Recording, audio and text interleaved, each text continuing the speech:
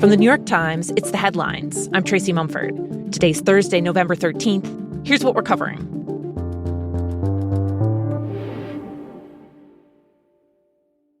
It's an honor now to sign this incredible bill and get our country working again. Thank you.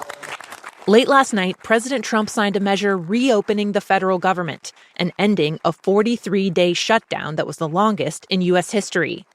The bill made it to Trump's desk after a handful of Democratic lawmakers broke ranks with their party and dropped their demands for the legislation to include an extension of health care subsidies for millions of Americans. So I just want to tell the American people, you should not forget this. When we come up to midterms and other things, don't forget what they've done to our country. Also, speaking in the Oval Office, Trump worked to frame the shutdown as Democrats' fault, calling their health care demands an attempt at extortion.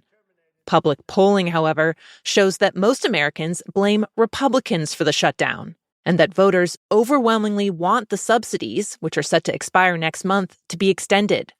As part of the bill Trump signed, the government will now be funded through the end of January, though some specific programs will be funded for most of next year.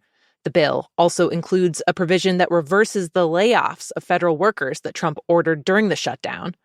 In terms of what this will all mean for two of the most visible consequences of the shutdown, airlines say travel could get back to normal in the next week as air traffic controllers who've been going without pay finally get their checks. And, according to the White House, the 1 in 8 Americans who rely on SNAP benefits to help buy groceries should see their accounts fully restored today.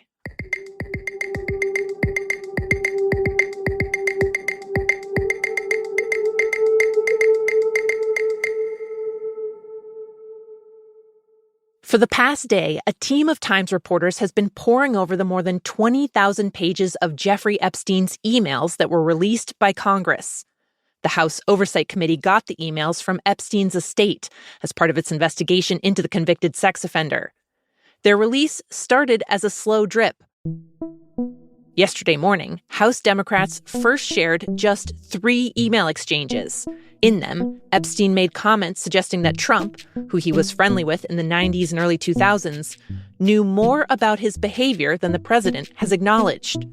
For example, Epstein wrote in a 2011 email that Trump had, quote, spent hours at my house with one of Epstein's victims. And in 2019, Epstein wrote to a journalist about Trump, saying, quote, of course he knew about the girls.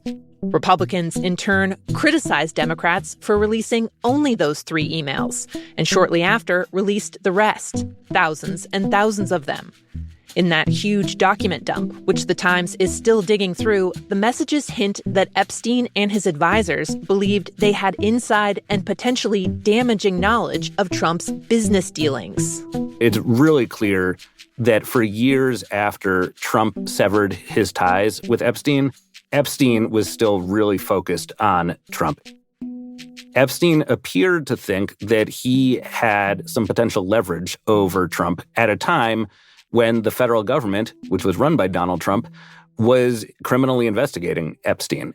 On today's episode of The Daily, Times investigative reporter David Enrich analyzes the emails he's seen so far.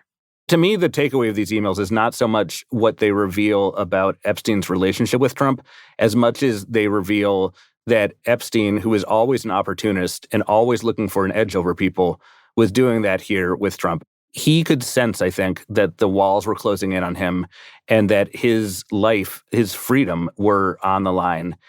And he was desperate to find any edge, any advantage he could grab. And one of those edges was Trump. Meanwhile, these emails prove absolutely nothing other than the fact that President Trump did nothing wrong. The White House responded to the release of the emails by saying that the Trump administration has been more transparent about the Epstein investigation, quote, than any administration ever. And it is not a coincidence that the Democrats leaked these emails to the fake news this morning ahead of Republicans reopening the government. This is another distraction campaign. But the newly released emails are unlikely to quiet the calls coming from both Democrats and some of Trump's own supporters for more Epstein-related files to be released.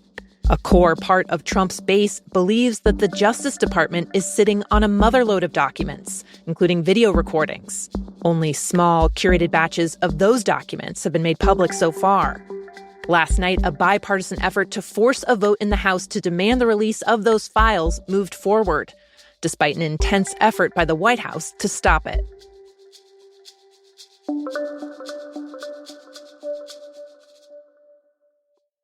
Now, one more update on the Trump administration. The Times has gotten access to a confidential plan that outlines how officials are preparing to make drastic cuts to programs that provide housing to homeless Americans. It's set to be the most significant change to federal policy around homelessness in a generation. For years, there was a bipartisan push for a movement known as Housing First, where federally funded programs helped homeless people with disabilities get subsidized apartments with no preconditions. The idea was to get people off the streets and that stability would help them address other issues in their lives. Now, the administration is planning to sharply limit spending on housing like that and prioritize programs that impose work rules and require homeless people to accept mental health or addiction treatment, among other things. The government says the new rules will address what it calls the root causes of homelessness, like drug abuse and mental illness. But the change doesn't address another crucial issue: soaring housing costs that have helped push homelessness to record highs in the U.S. Critics say the administration's plan could put as many as 170,000 Americans at risk of returning to the streets, starting as soon as January. The director of one advocacy group that supports homeless people warned, quote, "People don't know what's about to hit them."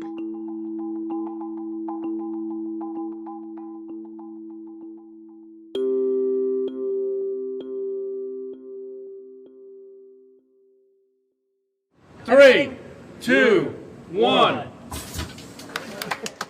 In Philadelphia yesterday, after more than 230 years of production, the U.S. Mint printed its very last American penny.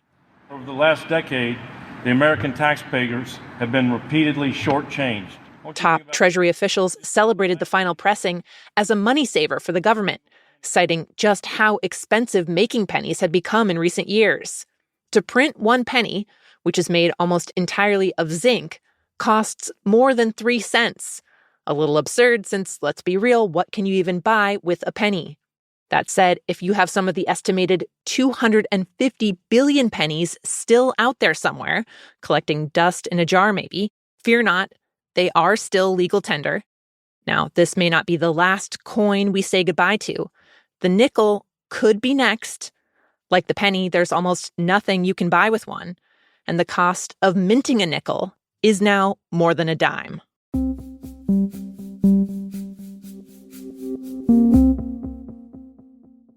And finally, I remember that it was a typical West Coast day. It was misty, rainy. We were busy pre-flighting the aircraft at that time in the cockpit. The Times is remembering a man who, in 1971, became an unwitting witness to one of the most riveting unsolved crimes in American history.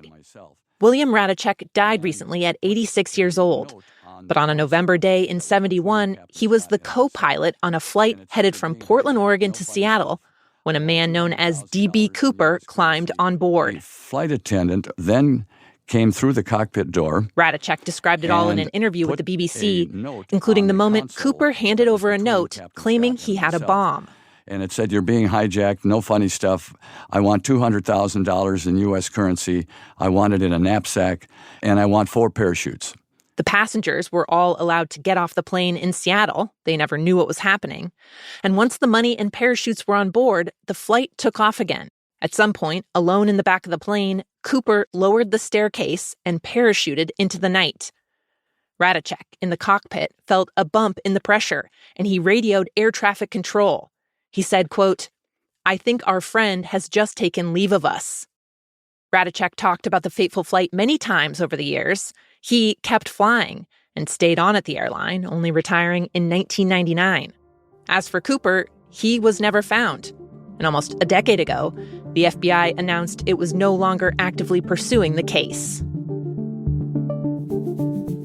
Those are the headlines. I'm Tracy Mumford. We'll be back tomorrow with the latest news and our Friday quiz.